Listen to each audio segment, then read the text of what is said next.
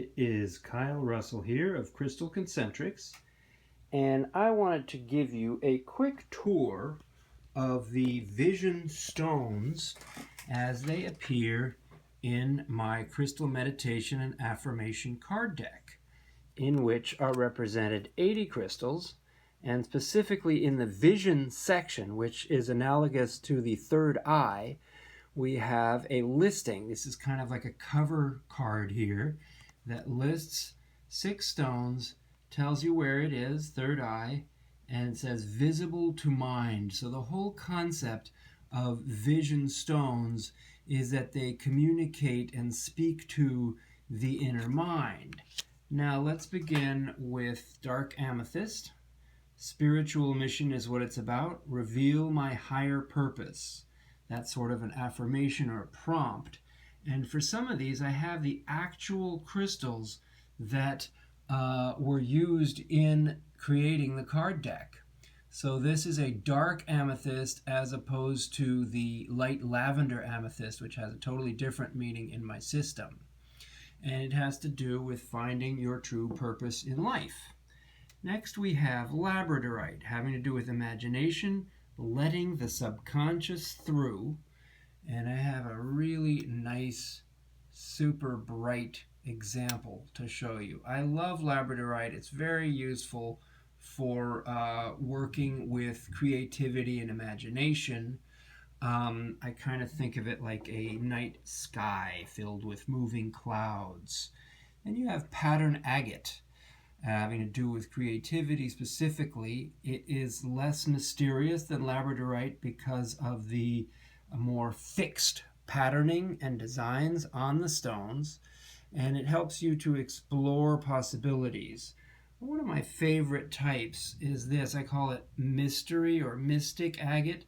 It's also probably a carnelian. Look at that interesting eye. So that's a cool thing. We often find patterned agates to be dyed like this one. Pretty, but not natural. And then last but not least, I wanted to show you this very, very cool patterned agate, which has all types of colors in it. It's like a Rorschach test in terms of testing you with your creativity in terms of imagination.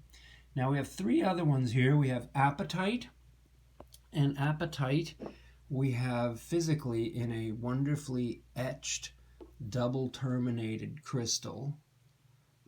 Look at that texturing. It's really quite wonderful. And unlike the general creativity and imagination stones that we've talked about already, the apatite taps right into the subconscious, which is a very deep and human place. It can be archetypal. It can connect with animal spirits and lots of shamanic information.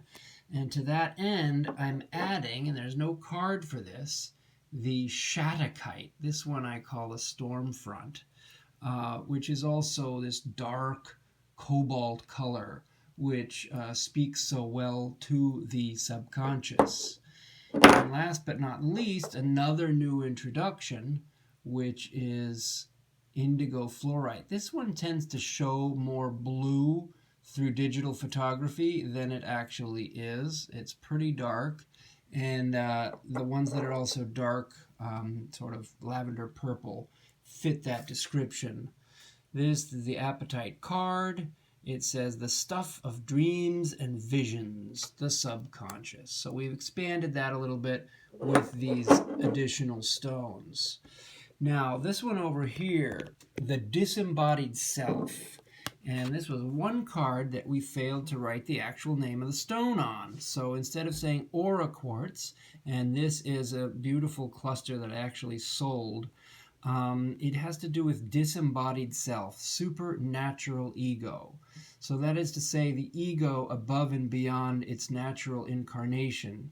So being beyond incarnation. So when we take physical form in this life, we are incarnated. And when our being transcends this particular incarnation, I call it a being beyond incarnation. So the aura quartzes have a very disembodied vibration. It's not natural. It's a little like if you took a person, removed them, and then all that was left was the aura. It is a little bit ghostly. So because of that, it can be a little destabilizing. Many people love the aesthetics of it. This is a particularly interesting one because the saturation of the plating of precious metals on it is so thick that it's got a very unusual color.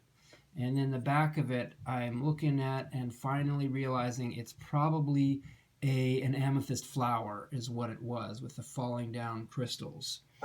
Anyway, so there's that. And last but not least, we have Opal, a vision stone.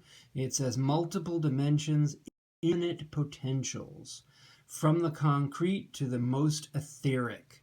So Opal is definitely a stone of possibility. This is a great big Ethiopian floater opal piece that's not broken on any side and that's got a tremendous amount of flash on it. It's really hard to photograph these, and I'm glad that the light is doing this one justice. I did a Facebook Live where I really wasn't able to get that much color out of it. So I'm going to add another stone that sort of fits that category. It's usually a foundation stone. This is an amolite. So amolite is a super expensive type of iridescent ammonite from Canada. And it's usually in the foundation section because it is a fossil. However, because of this wonderful iridescence and the possibility for visions and imaginations coming out of it, I've placed it here in the vision section along with opal. So that is your full selection of vision stones for this particular episode of a Crystal Concentrics YouTube video. And I've made these because I want to complement our Facebook Lives, which you can also find listed at crystalconcentrics.tv or on the Facebook page. So it's facebook.com/crystalconcentric singular. Usually we do plural, but for some reason when we set up that page, we were not able to do that. So I hope you've enjoyed this episode of educational programming all about wonderful crystals and focused on the vision energy zone. Thanks so much for watching. You can always email me, Kyle, Kyle, at crystalconcentrics.com. Thanks.